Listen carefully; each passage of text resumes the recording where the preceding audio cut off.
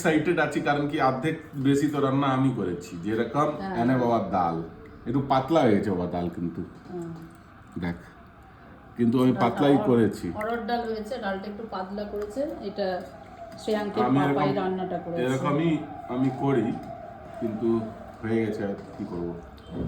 দাঁড়া বাবা, আর ওকে সবজিও বাবা, সবজি দেখ। সবজিটা আজকে আমি একটু এখন জাস্ট খেয়ে দেখলাম, দারুণ হয়েছে সবজিটা। তো শ্রেয়াঙ্কের পাপা এই যে সবজিটা বাবা দেখো বন্ধুরা, সবজি দেখি, সবজিটা দেখ দেখো। কি করে টেস্ট করে বলতো বাবা একটু সবজি আগে।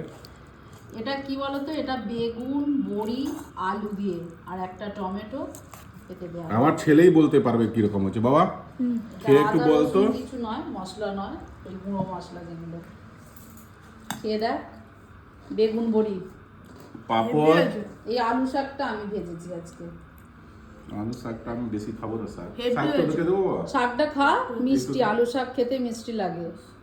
আর একটু ওই আমি পাঁপড়টা করেছি, আলু শাকটা ভেজেছি, তাই স্যালাড দেবি তো? স্যালাডটা নেই। তো আজকে দুপুরে এটাই।